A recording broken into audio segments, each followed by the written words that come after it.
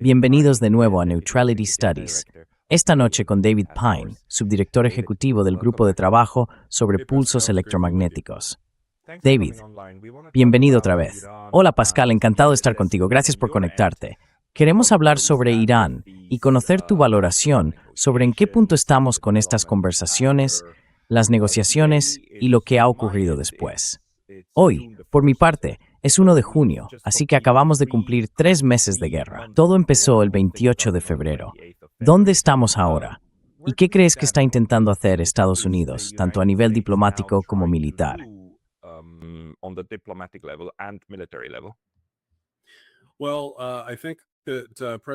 Bueno, creo que el presidente Trump se da cuenta de que esta es una guerra que ha perdido. Se está convirtiendo en una guerra sin fin.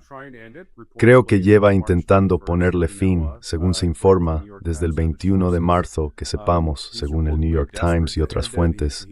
Al parecer está desesperado por terminarla. Está enviando mensajes, ya sabes, a los intermediarios pakistaníes hacia Irán para acelerar el proceso. Quiere acabar con la guerra. Y claro, tiene este alto el fuego indefinido en marcha. De vez en cuando amenaza con una aniquilación nuclear contra Irán, algo que ha hecho en 3 ocasiones distintas. Amenaza con destruir su infraestructura crítica. Amenaza con imponer plazos y luego cuando el plazo está a punto de cumplirse, dice no, estamos haciendo progresos serios.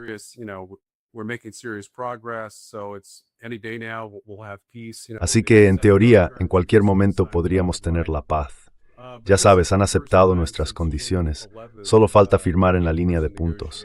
Pero esta es la primera vez, desde el 11 de junio, con las negociaciones presenciales dirigidas por J.D. Vance, el vicepresidente Vance, por parte de Estados Unidos, y del lado iraní, el presidente junto con su ministro de Exteriores y el presidente del Parlamento, que realmente se ha visto un avance serio. De hecho, se alcanzó un acuerdo entre Steve Witkoff, en representación de Estados Unidos, y los iraníes el martes. Y el viernes, el presidente Trump tuvo una reunión, una de esas llamadas situaciones, en la que, según supimos ayer por la tarde, decidió rechazar la oferta iraní y presentar su propia contraoferta. Esa contraoferta incluye, según se ha informado, un endurecimiento de las condiciones.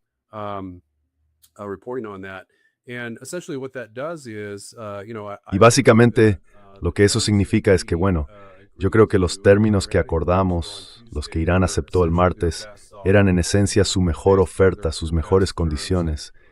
Y hoy hemos sabido que Irán está respondiendo, digamos, está enviando comentarios de contraoferta a la contraoferta de Trump. Así que las negociaciones siguen en marcha. Obviamente Irán tiene muchas formas de escalar la guerra, pero ha decidido no hacerlo. No ha usado armas de destrucción masiva contra Estados Unidos. Tampoco ha lanzado ciberataques masivos contra el país. No ha empleado misiles antibuques supersónicos ni hipersónicos contra nosotros. Y además, tienen células terroristas desplegadas, infiltradas dentro de Estados Unidos.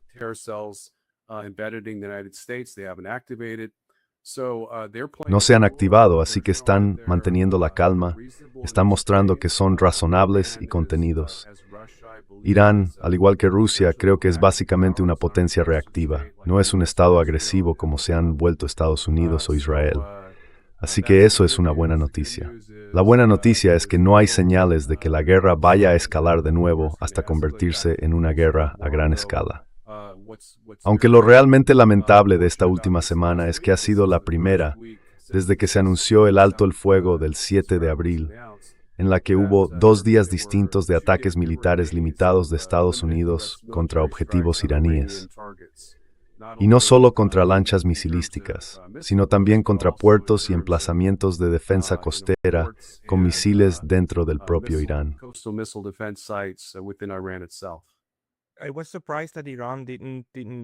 Me sorprendió que Irán no respondiera directamente con fuego. Quiero decir, creo que sí atacaron una base estadounidense en Qatar, pero no fue una represalia seria. Además, si no recuerdo mal, Qatar dijo que había derribado el dron o el misil que venía, fuera lo que fuera. ¿Cree que Estados Unidos está intentando volver poco a poco a una fase de conflicto activo? Y sobre el alto el fuego actual bajo el que operamos, el acuerdo original ya expiró, pero los iraníes siguen actuando como si siguiera en vigor. aunque por supuesto debería incluir al Líbano e Israel. Ahora mismo, Israel está ampliando de nuevo su guerra, no solo en el sur del Líbano, sino también al norte del río Litani. Y parece que Irán simplemente está dejando que eso ocurra. ¿Cree que hay una relación entre estas tácticas militares, de mantener una guerra de baja intensidad contra el otro bando y ver si el contrario lo deja pasar?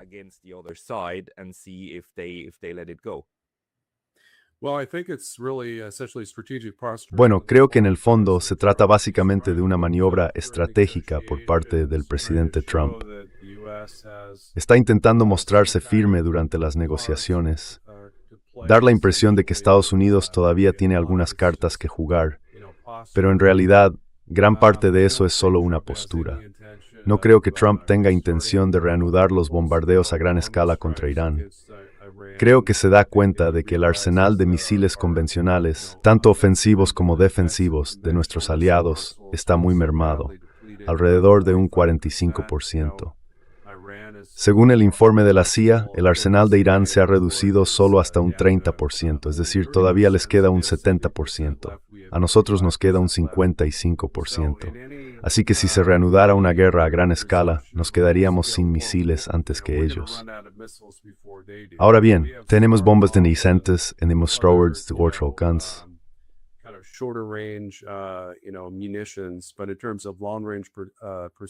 Pero en cuanto a las municiones de ataque de precisión a largo alcance que necesitamos para disuadir a China y su agresión en el Pacífico, esas se agotarían en unas 6 semanas más de combate, básicamente. Así que creo que Trump se da cuenta de que volver a una guerra a gran escala no es una opción que tenga sobre la mesa. Obviamente, una invasión terrestre sería aún peor. Implicaría, miles de bajas estadounidenses si intentáramos, por ejemplo, tomar la isla de Karg. Y en fin, esas son situaciones en las que no se puede ganar. Pero, por desgracia, parece tener demasiada confianza en que este bloqueo va a dañar a Irán, que va a hacer que Irán se rinda y acepte las exigencias de paz de Estados Unidos antes de que eso hunda la economía estadounidense y la economía global.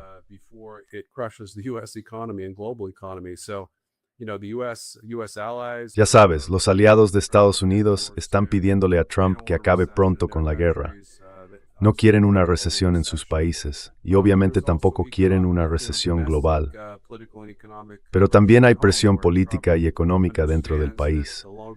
Trump entiende que cuanto más se alargue esta guerra, más escaños perderán los republicanos en ambas cámaras del Congreso en las elecciones de mitad de mandato del 3 de noviembre. Y claro, los precios de la gasolina van a subir. Ahora están, creo, en torno a $4.50, $4.55. Podrían llegar a $5.35 en cuestión de semanas. El momento no puede ser peor justo antes de las elecciones de mitad de mandato. Y todo el progreso económico que había conseguido se ha ido por el desagüe en esta guerra innecesaria y no provocada contra Irán, librada en nombre del gran Israel. Hey, very brief intermission because I was recently banned from YouTube, and although I'm back, this can happen anytime again. So please consider subscribing not only here, but to my mailing list on Substack. That's pascalotta.substack.com. The link's going to be in the description below. And now, back to the video. What about Israel now? ¿Y qué pasa ahora con Israel? Quiero decir, ¿cuál es tu percepción, teniendo en cuenta que has estado observando muy de cerca, sobre todo, al Partido Republicano, ¿verdad? Y todo el conjunto, me refiero, primero la administración Trump, luego el paréntesis, y ahora la actual, con el movimiento MAGA. ¿En qué punto estamos respecto a la influencia de Israel sobre Estados Unidos? Digamos, no solo entre los republicanos, sino también entre los demócratas, en realidad. En general, ¿cómo ves la influencia de Israel dentro del proceso político estadounidense? ¿Crees que ha aumentado o disminuido en estos 3 meses?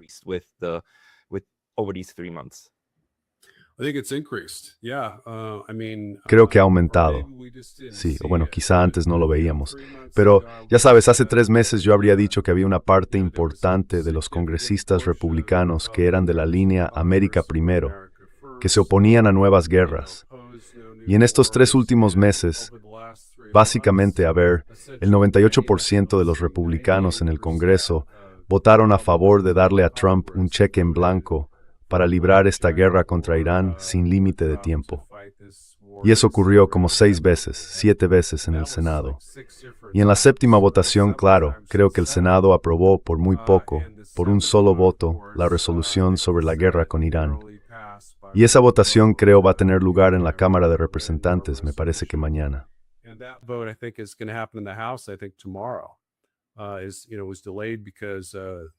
Se retrasó porque los republicanos a favor de la guerra iban a perder esa votación por varios votos, ya que muchos republicanos neoconservadores estaban fuera de Washington, lejos del Congreso.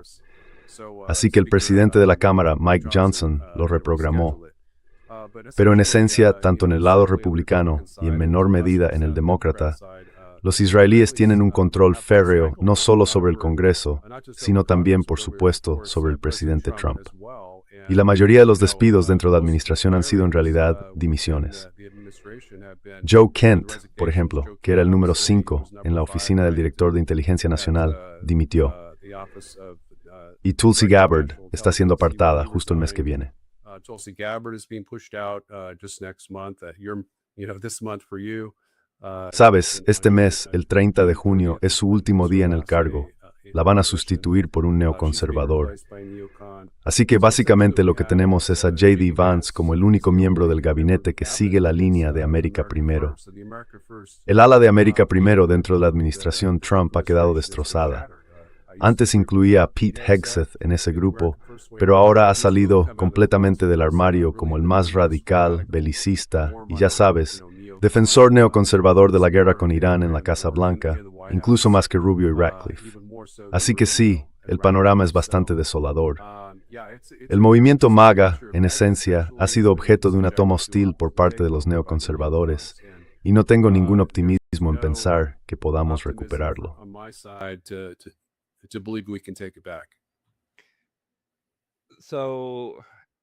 Solo para que todo el mundo lo entienda, el movimiento político America First o América Primero básicamente nació con la primera candidatura de Donald Trump, ¿verdad? Eso fue allá por 2015, 2016, ¿no? Fue en 2016, pero empezó su campaña en 2015, sí. Sí, empezó en 2015 y sacó todo eso a la luz. Y básicamente con eso consiguió movilizar al menos al sector del Partido Republicano contrario a la guerra, ¿verdad? Y además logró reunir bastante apoyo desde otros ámbitos. Así que según tu valoración, esa parte de su base de apoyo probablemente ya se ha perdido, ¿no?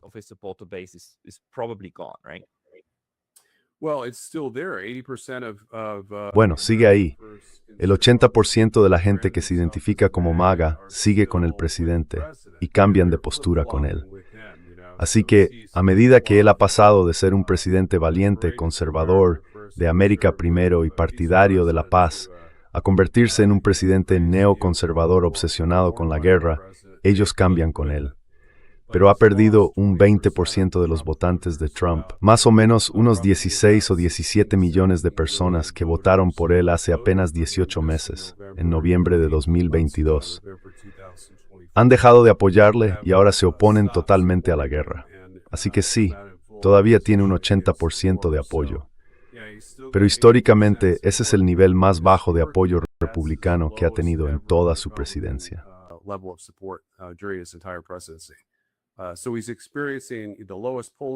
Está teniendo los peores números en las encuestas, básicamente incluso peores que después del 6 de enero. Está en torno al 30 y tantos %. El promedio de Real Clear Politics, que es la media de las encuestas en Estados Unidos, lo sitúa en un 39%. Eso va a arrastrar a los republicanos hacia abajo. Quiero decir, ahora mismo tenemos un déficit de alrededor del 7,5% en el promedio de encuestas del Congreso de Real Clear Politics. Y eso, bueno, eso significa una toma de control asegurada por parte de los demócratas, tanto de la Cámara de Representantes como del Senado. El Senado creo que será por un margen estrecho, de unas 4 o 5, probablemente 5 bancas, diría yo. Y la Cámara seguramente por unas 25 o 30 bancas. Pero eso es un desastre. But that's a disaster. That's just a massive political disaster. Sabes, eso es un desastre político enorme. Y creo que esto es solo el principio. Pienso que el 2028 será igual de malo. Y creo que vamos a perder la Casa Blanca. Y la razón, en mi opinión, es que los republicanos ganaron las elecciones de 2024 presentándose como el Partido de la Paz y la Prosperidad. Ahora tienen que presentarse como el Partido de la Guerra y del Fracaso Económico. Y los demócratas pueden, ya sabes, arrebatarles ese papel y convertirse ellos en el Partido de la Paz y la Prosperidad. Obviamente no van a hacer que el país sea más próspero, pero sí pueden acabar con la guerra, ya sabes, tomando el control del Congreso y cortando la financiación. Creo que los estadounidenses van a votar por ellos de forma mayoritaria.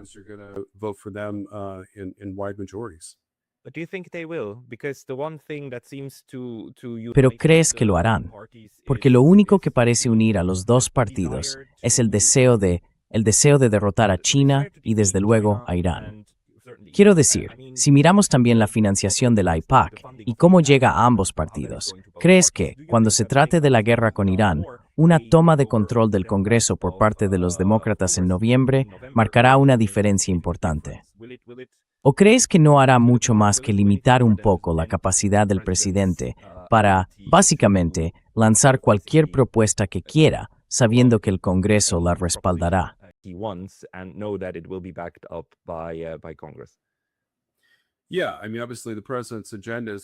Sí, quiero decir, está claro que la agenda del presidente va a quedar completamente hundida cuando los demócratas tomen el control de las dos cámaras del Congreso en enero.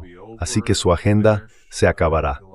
Estará terminada. Tendrá que gobernar, ya sabes, con el bolígrafo, básicamente como se decía en su momento de Obama, con órdenes ejecutivas. Ya está centrado en la política exterior.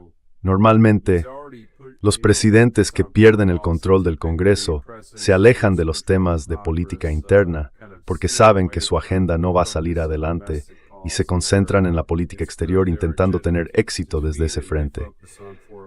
Trump ha sido un desastre en política exterior. Desde mi punto de vista, su política exterior es incluso peor que la de Obama o la de Biden, en el sentido de poner a Estados Unidos en último lugar, iniciar todas esas guerras interminables, dos guerras en Yemen que se perdió.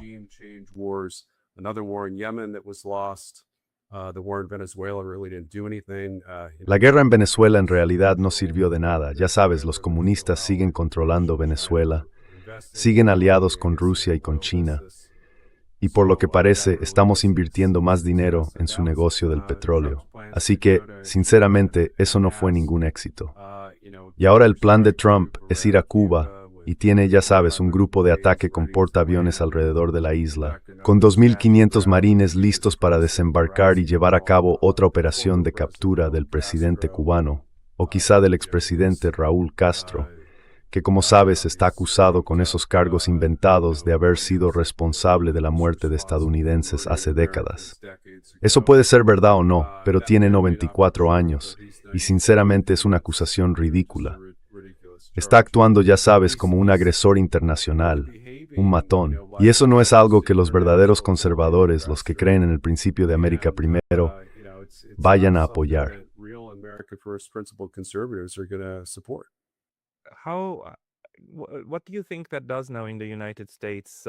¿Qué crees que pasa ahora en Estados Unidos? Porque toda esa gente del movimiento América Primero, con principios y orientada a la paz, esos 16 o 17 millones de votantes de los que hablabas, ¿a dónde crees que van a ir? Porque me imagino que les costaría bastante votar a los demócratas, ¿no? ¿O piensas que gente como, espera, déjame pensar, no, Massey también era conservador, ¿verdad? Sí, también es conservador, también es republicano.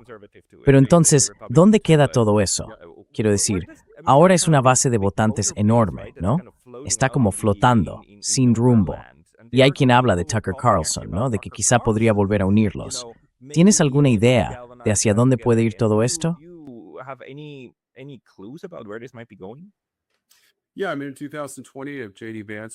Sí, bueno, quiero decir, en 2020, si J.D. Vance hubiera sido el candidato, Creo que Vance podría haberlos recuperado porque ya sabes, Vance, según se ha contado en muchos medios, estaba totalmente en contra de la guerra, aunque públicamente la apoyara. En privado ha estado muy en contra de la guerra con Irán, muy a favor de ponerle fin con unos términos de paz negociados, a diferencia del presidente Trump, que no quiere nada menos que la rendición iraní. Así que creo que Vance podría volver a unirlo todo. Rand Paul, bueno, tiene los principios conservadores, pero no es nada carismático. Lo conocí y nunca sonríe. Ya sabes, se presentó a presidente, consiguió alrededor de un 10 u 11% frente a Trump, y ese fue más o menos su techo.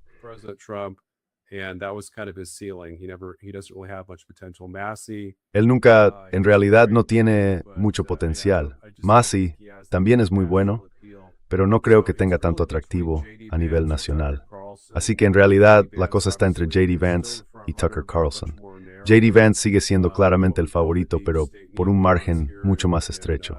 Lo que aquí en Estados Unidos llamamos los neocon del Estado profundo, están presionando muchísimo a Marco Rubio. Marco Rubio es alguien muy vinculado a ese aparato, muy establecido. Cuando fue confirmado por el Senado de Estados Unidos como secretario de Estado, creo que obtuvo 100 votos, prácticamente apoyo unánime. Así que se le ve como una especie de moderado. Y lo es, en cierto modo, dentro de lo que sería la política exterior típica del neoconservadurismo, el neoliberalismo o el neoimperialismo.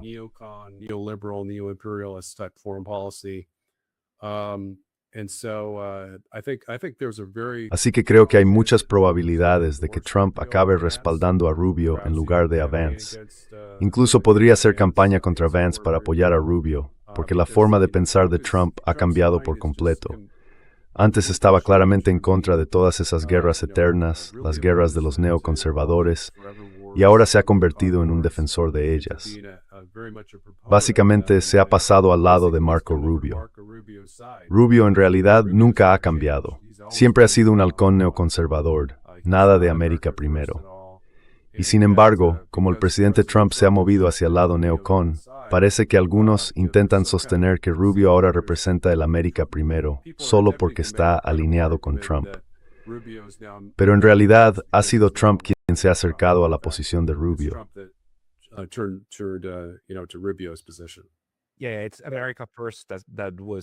Sí, es el América primero metido a presión en un traje neocon, ¿no? Así que ahora básicamente están al mismo nivel, no al revés. Entonces, ¿qué te pareció la visita de Trump a China? Porque al final la convirtió en un evento comercial, con todos esos, ¿qué eran? 16, 17 directores ejecutivos, incluido Tim Cook y compañía. Y básicamente todos fueron allí a hacerse un par de fotos y por lo visto a mirar el techo del Gran Salón del Pueblo y poco más. Fue como, yo lo llamé la nada más interesante del año, porque no salió nada concreto, pero aún así fue curioso ver cómo se desarrolló ese encuentro entre esos dos gigantes. ¿Qué impresión te dio a ti?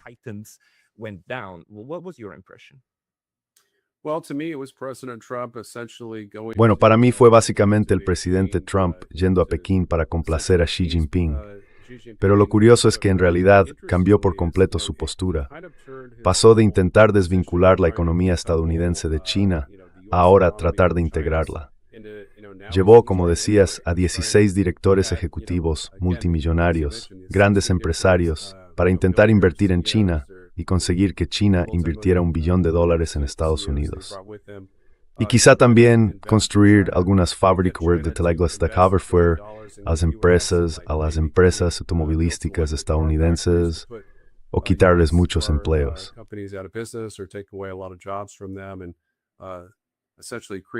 Y bueno, básicamente crear empleos que están, ya sabes, controlados por la China comunista.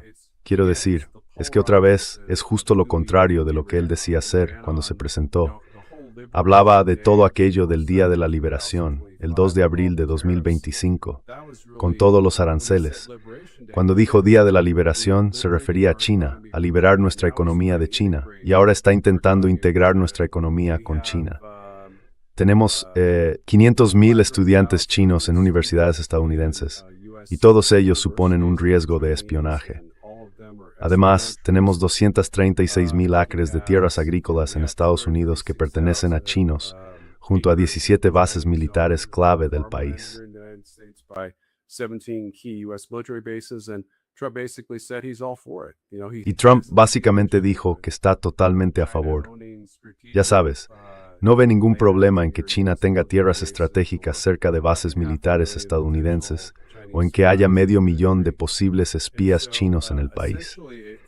Así que en el fondo, parece que se ha vuelto muy desesperado.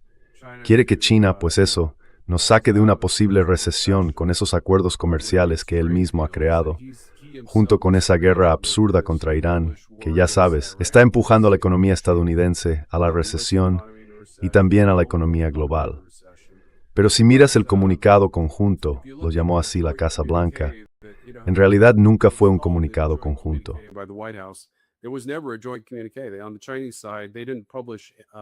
Por parte de China no publicaron ninguno de los 9 o 10 puntos que Trump mencionó. Así que parece como si los hubiera sacado de la nada y hubiera ordenado a su equipo que dijera que era cierto, que era legítimo, cuando en realidad es falso. Verás, algunos de esos puntos probablemente fueron promesas verbales.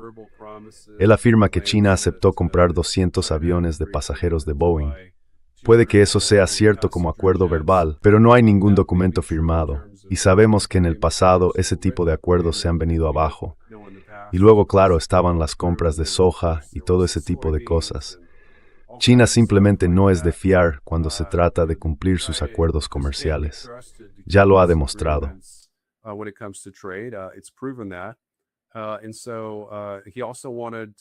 Y también afirmó que China había dicho que Irán nunca podría tener armas nucleares.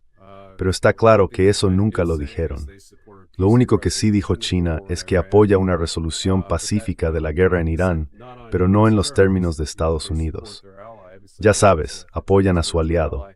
Obviamente Irán es un aliado militar de China. Y luego Trump también afirmó que Xi se había comprometido a que China suspendería todas las entregas de armas a Irán. Y sabemos con certeza que eso no va a pasar.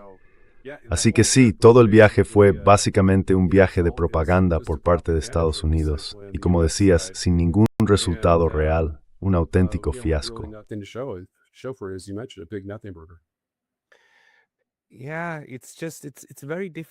Sí, es que ahora mismo es muy difícil entender exactamente dónde estamos, ¿no?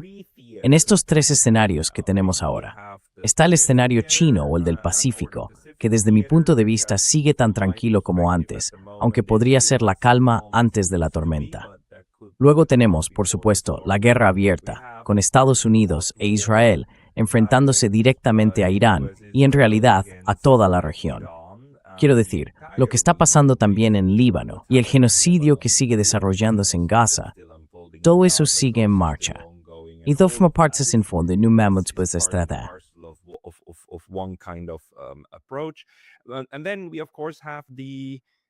Y luego tenemos, por supuesto, la guerra por poderes en Ucrania, que cuanto más se prolonga, menos parece una guerra por poderes.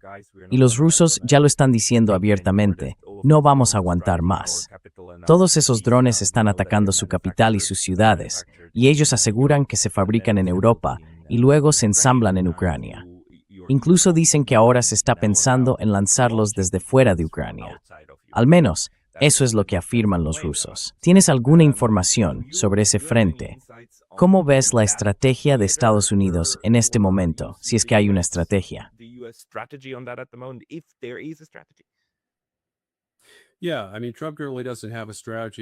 Sí, bueno, quiero decir, Trump en realidad no tiene una estrategia. Su estrategia es seguir librando la guerra contra Rusia en Ucrania, la guerra de Biden, básicamente, pero con menos armas y suministros militares de Estados Unidos. Estamos proporcionando unos $12,000 millones al año en armamento a la OTAN, que luego se transfieren a Ucrania. Así que bueno, es un poco absurdo que el presidente Trump fingiera no estar suministrando armas a Ucrania cuando todo el mundo sabe que sí lo hace, solo que ya sabes, en menor cantidad. Obviamente, eso es alrededor del 20% de lo que Biden proporcionó, creo, en 2024. Y bueno, Ucrania se está quedando sin tropas. Como he venido diciendo, Ucrania tiene 4 veces menos soldados en el frente que Rusia, según su propio comandante militar. En septiembre de 2025 dijo que la proporción era de 3-1. En algunas zonas ya es de 6-1. and 6-1 in some areas. And that's not just troops, it's Y no se trata solo de tropas, hablamos de artillería, de sistemas de armas, de tanques, de vehículos blindados, de todo en general. Él dijo que la proporción era de 3-1, pero yo calculo que probablemente sea de 4-1, porque Rusia ha estado, ya sabes, causando unas 4 veces y media más bajas a las tropas ucranianas de las que las tropas ucranianas han causado a las rusas. Así que hay una enorme diferencia. Ucrania ha perdido tropas, básicamente 1 millón de soldados muertos en combate y otro millón gravemente heridos, incapaces de volver al frente. Así que su ejército, según mis cálculos, probablemente haya quedado reducido a unos 150,000 efectivos. Sus brigadas están ahora mismo al 50 o incluso al 30% de su fuerza total.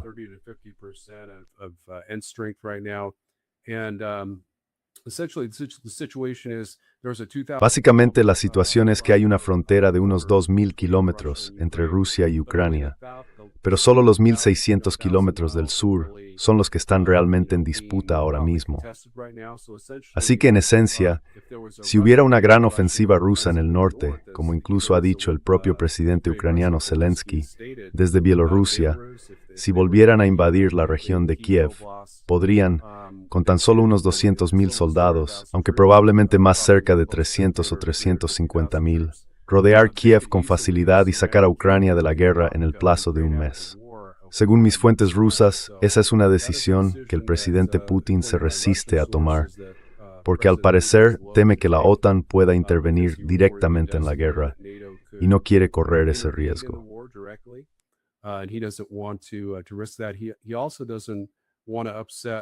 Tampoco quiere molestar al presidente Trump, porque Putin es muy sincero en su intención de formar esta alianza geoestratégica y económica entre la Federación Rusa y Estados Unidos.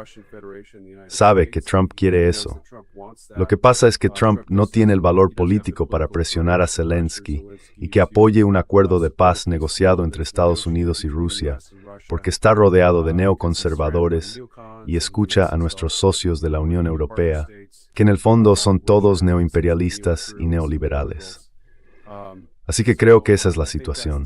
Pienso que es probable que Ucrania sufra un colapso militar hacia octubre o noviembre, lo que en la práctica obligará a Zelensky a capitular ante Rusia.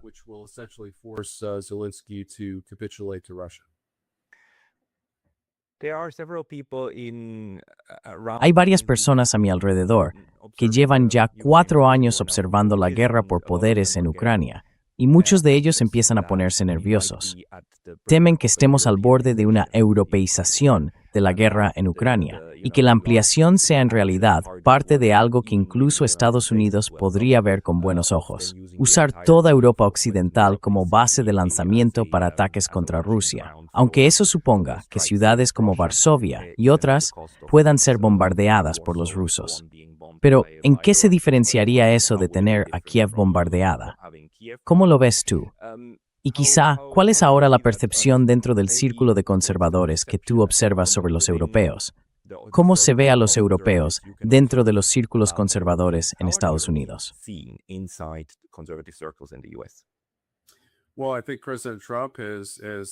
Bueno, creo que el presidente Trump ha expresado la preocupación de los conservadores de que, en fin, la OTAN no está respaldando a Estados Unidos. No tenemos ni un solo país miembro de la OTAN que nos haya ayudado durante la guerra con Irán. Y para mí, eso es totalmente legítimo, porque se trata de una guerra de agresión no provocada, y todos los países europeos pueden verlo. Por eso son reacios a apoyarla. Y en segundo lugar, la Marina de Estados Unidos, que es la fuerza naval convencional más poderosa del planeta, no ha sido capaz de desalojar a Irán del control del Golfo Pérsico. Así que ¿para qué enviar fragatas europeas a Irán para intentar hacer lo imposible? No tiene ningún sentido que los países de la OTAN nos respalden en eso. Pero lo más sorprendente es que, según se informa, el 66% de los ciudadanos de los países de la OTAN con que Estados Unidos representa una amenaza mayor para la seguridad que la propia Federación Rusa.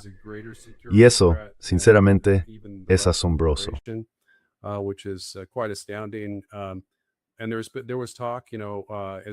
Y se hablaba, ya sabes, tan recientemente como el mes pasado, incluso en círculos neoconservadores, de que Estados Unidos podría salir de la OTAN, que eso podría ser algo positivo, quizá formar una especie de mini OTAN con Estados Unidos y países de Europa del Este como Polonia, Rumanía y los estados bálticos, que bueno, se considera que están cumpliendo sus objetivos en cuanto al gasto militar, alrededor del 5% del PIB, y que son menos críticos con la guerra de Estados Unidos contra Irán.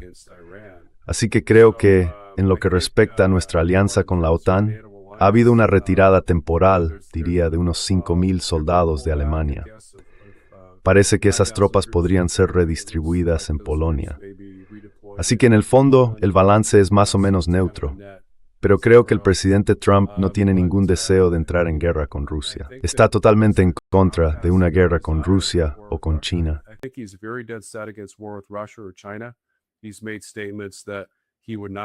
Ha dicho que no apoyaría a Taiwán si China llegara a invadir o a bloquear la isla, al menos no militarmente. Creo que está aún más centrado, o al menos igual de centrado, en evitar una guerra con Rusia por Ucrania. Así que si pareciera que Rusia va a tomar Kiev, o si lanzara una ofensiva que llegara hasta el río Dnieper, en un frente amplio, creo que Trump se mantendría al margen y diría algo como, bueno, si Reino Unido y Francia queréis enviar tropas para luchar contra Rusia, o para defender Kiev, o simplemente para proteger la línea del Dnieper, no contéis con el apoyo de Estados Unidos, porque no lo habrá. Por eso creo que los líderes europeos de la OTAN deben entender que si provocan una guerra con Rusia, Estados Unidos no estará a su lado, según mi valoración de lo que haría Trump. Based on my assessment of Trump, what Trump would do. Now, it's just to go back to Iran. Volviendo a Irán, seguimos viendo esta forma geoeconómica de hacer la guerra por ambas partes, ¿verdad? Los iraníes bloqueando cualquier envío enemigo que pase por el estrecho. Y por otro lado, Estados Unidos imponiendo un bloqueo ampliado al intentar impedir que pasen barcos iraníes o de sus aliados. ¿Cómo interpretas eso? How do you read that? And was an article this morning in the New York Times that surprised. Esta mañana leí un artículo en el New York Times que me sorprendió, porque decía, basándose en fuentes anónimas que nunca hablan oficialmente de nada, pero que se supone que debemos creer que el New York Times tiene acceso a las mejores fuentes de Washington. Y esas fuentes afirmaban que Estados Unidos había escoltado en secreto, de forma encubierta, hasta 70 barcos a través del estrecho de Hormuz. Decían que esos barcos probablemente navegaron cerca de la costa de Omán, que apagaron sus transpondedores para que los iraníes no los detectaran, porque al parecer, si no llevas transpondedor, los iraníes no se enteran. Perdón, es que suena una forma muy extraña de plantearlo. En fin, eso es lo que escribieron. ¿Tú crees que hay algún motivo para pensar que algo así podría estar ocurriendo? Que Estados Unidos esté intentando pasar barcos en secreto, si eso fuera posible. ¿Qué opinas de esta historia?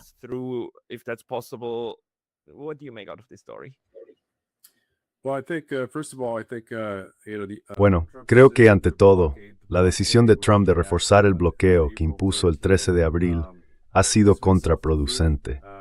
El Fondo Monetario Internacional ha estimado que la economía de Irán probablemente se reducirá en torno a un 6,1% a finales de año. Pero, para comparar, la economía de Ucrania cayó un 30% del PIB en el primer año de la guerra de Ucrania y siguen luchando 4 años después. Alemania, durante la Primera Guerra Mundial, fue derrotada por el bloqueo británico. Su economía se contrajo aproximadamente un 33% entre 1914 y 1918. Así que, básicamente lo que quiero decir es que Irán tendría que perder alrededor de 1/3 de su economía para siquiera empezar a plantearse aceptar unas condiciones de paz maximalistas de Estados Unidos. Más un progreso que tiene un presión, nan. Iran is not fighting a war of choice. They're fighting an existential war of self-defense. Están librando una guerra existencial de autodefensa, por su propia supervivencia, una guerra por la independencia, porque en el fondo de eso trata esta guerra. No se trata de las armas nucleares, se trata de Estados Unidos. Es una guerra de imperialismo, de dominación y control por parte de Estados Unidos e Israel sobre Irán. porque Trump dejó muy claro por qué estaba luchando. Y lo que busca no es liberar al pueblo iraní de su régimen islamista. Lo que busca, en realidad, es someterlos, poder elegir a los nuevos líderes de Irán sin ninguna participación democrática del pueblo iraní, y además quedarse con el control de su petróleo. Así que, en esencia, el plan desde el principio era derrocar al régimen, sustituirlo por uno favorable a Estados Unidos y a Israel en Teherán, y luego firmar acuerdos petroleros con ellos, convirtiéndolos, en la práctica, en aliados o en un estado vasallo de Estados Unidos e Israel.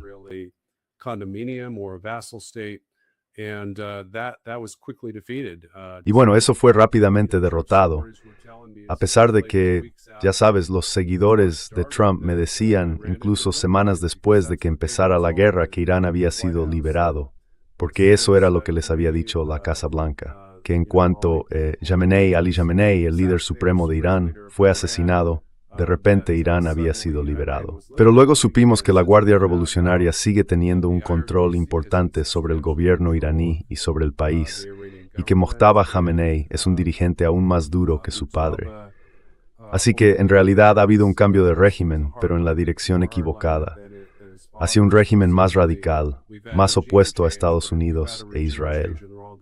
No más dar in your days que dar says the Dixuv come up forward into your personal clip the seep, the Sers Lars, Maradris Kurer la guerra.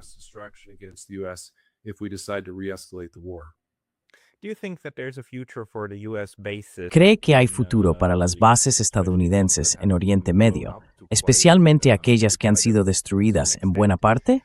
Mis fuentes iraníes, y en primer lugar el profesor Mohammad Marandi, insisten en que la única forma en que esto terminará, desde el lado iraní, es con una retirada completa de las tropas estadounidenses de la región. No aceptarán nada menos, porque si esas bases permanecen, Estados Unidos siempre mantendrá la capacidad de atacar en otro momento. Y los iraníes, al menos según Marandi, están dispuestos a llegar hasta el final y forzar la salida de Estados Unidos. ¿Cree que ese es un objetivo realista por parte de Irán?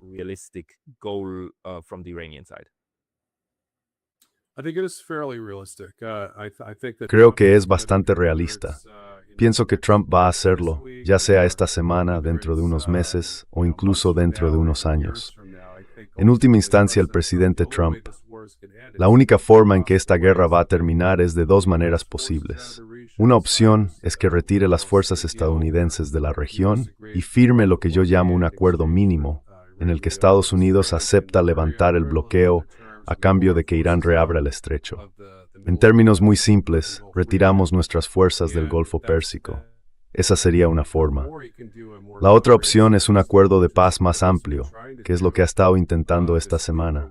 Teníamos un memorando de entendimiento de una sola página, con 14 puntos diferentes, y Trump sostiene que la parte nuclear de esos 14 puntos es muy extensa.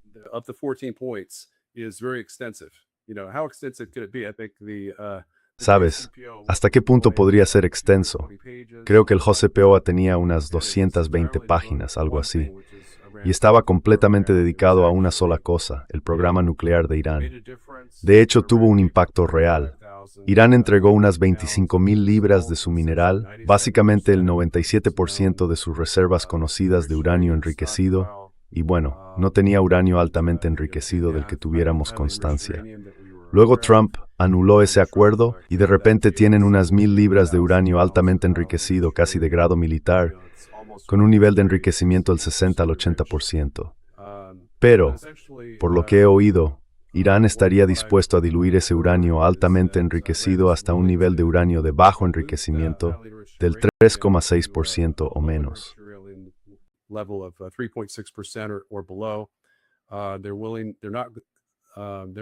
Están dispuestos a suspender el enriquecimiento durante hasta 10 años. Y para mí eso podría presentarse como un logro, ya sabes. Obviamente hay otras disposiciones, como el Fondo de Reconstrucción de $300,000 millones, que me parece muy embarazoso y deja muy mal a Estados Unidos. Parece una concesión. Quizá podríamos eliminar eso. Descongelar parte de sus fondos me parece muy razonable. Al fin y al cabo es su dinero. Merecen recuperar una parte. Tienen, en total, unos $120,000 millones en activos financieros congelados. y, según se informa, solo quieren recuperar 12.000 millones al inicio del acuerdo de alto el fuego de 60 días.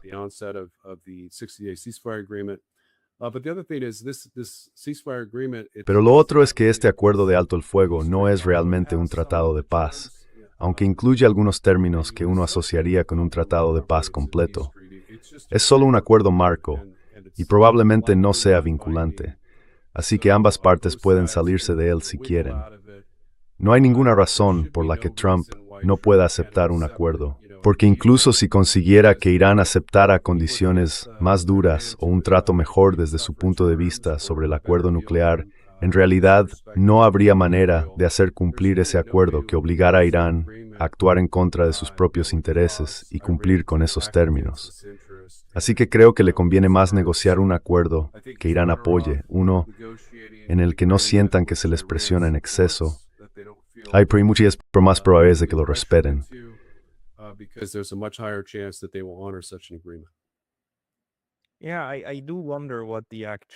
Sí, me pregunto, ¿cuáles son realmente los objetivos de Estados Unidos? Porque, a ver, a estas alturas hemos visto a un presidente, y no fue solo Trump, también fueron otros antes que él, otros presidentes y otros congresos, que cuando les convenía simplemente lo ignoraban. Y lo más importante, en lo que respecta a esta guerra con Irán, se ignora la disposición que prohíbe hacer una guerra de agresión, ¿no?, contra otros estados. MF es mal capital, según la Carta de las Naciones Unidas.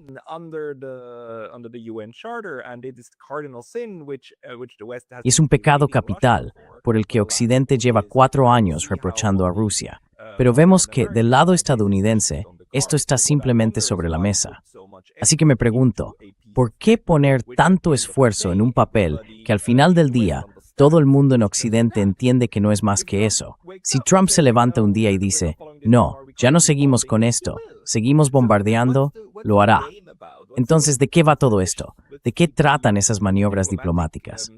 Se trata más bien de no perder la cara ante su propia base. ¿Cómo lo ves tú?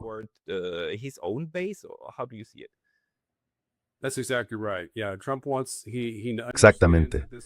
Sí, Trump él entiende que esto fue una derrota estratégica para Estados Unidos, pero quiere presentarlo como una victoria.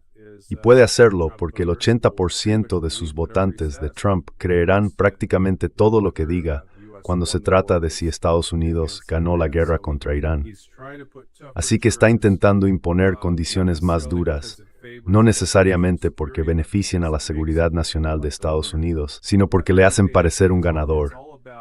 Todo gira en torno a eso. No se trata del fondo, sino de la imagen. Es un líder estadounidense muy centrado en la imagen. Todo es, ya sabes, publica todas esas imágenes generadas por inteligencia artificial de sí mismo, ya sea como un emperador romano o como el propio Jesucristo.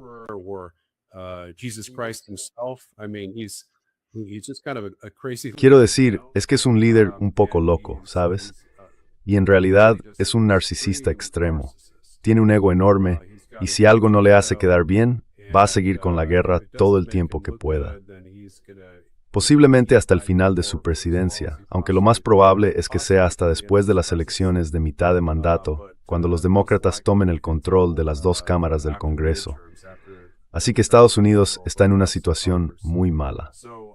Nos está afectando económicamente, con la recesión que se avecina.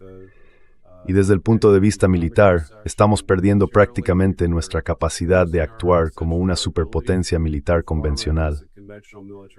Porque si no tenemos misiles en los tubos de lanzamiento vertical de nuestros destructores y cruceros Aegis o Tomahawks, o distintos tipos de munición de ataque de precisión, si llegáramos a entrar en guerra con Rusia o con China, simplemente nos quedaríamos sin munición.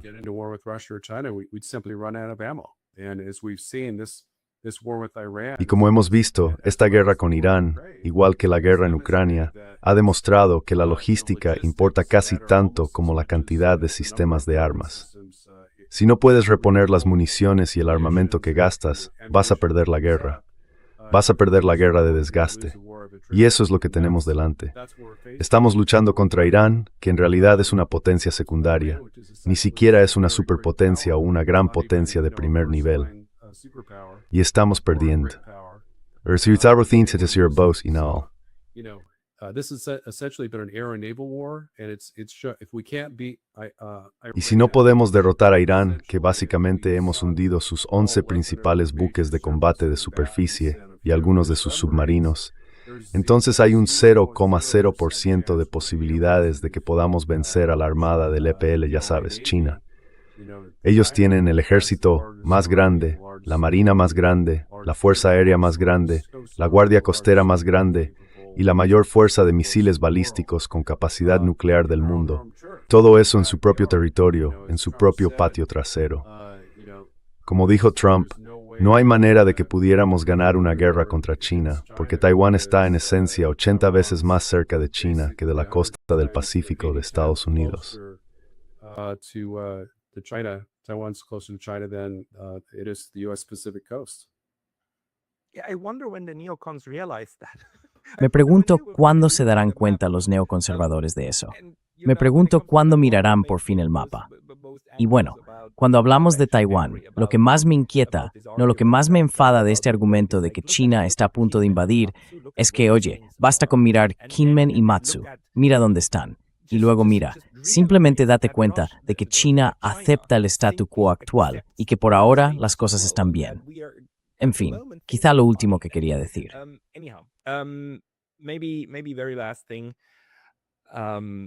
From what you said, which I think is Por lo que has dicho, que creo que refleja bastante bien la situación, las realidades militares dependen de las realidades económicas. Y ahora mismo, las realidades económicas, al parecer, ya no pueden sostener la maquinaria bélica de Estados Unidos, lo cual es una gran sorpresa. Siempre pensé que la capacidad de Estados Unidos para producir armamento era prácticamente infinita, pero no lo es. ¿Crees que esto empieza a reconocerse también en los círculos neoconservadores, que hay que tenerlo en cuenta? Porque hemos visto ese ensayo de Robert Kagan, que es básicamente el papa de los neocon, diciendo algo así como hemos perdido esto y demás. ¿Podría esto llevar a un cambio en la forma de pensar de ese sector más beligerante de Estados Unidos?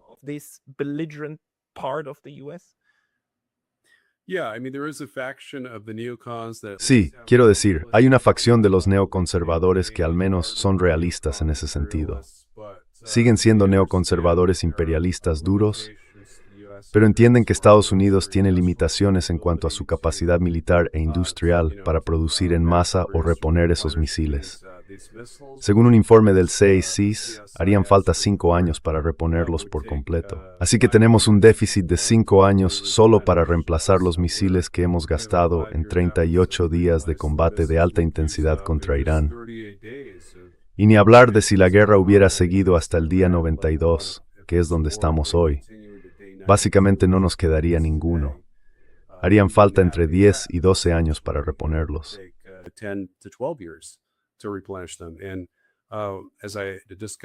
Como comenté en una entrevista reciente con Mario Naufal en su programa de X, básicamente China tiene entre un 35 y un 40% de toda la capacidad industrial manufacturera del mundo, lo que es más de 3 veces la de Estados Unidos.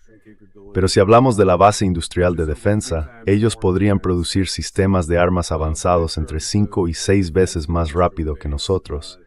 Y además, podrían hacerlo de forma independiente.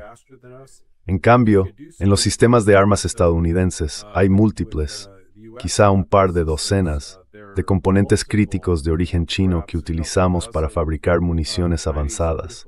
Aproximadamente la mitad de esos componentes podrían obtenerse de otras fuentes, aunque más caras, pero la otra mitad tardaría quizá entre 2 y 3 años en reemplazarse por proveedores alternativos.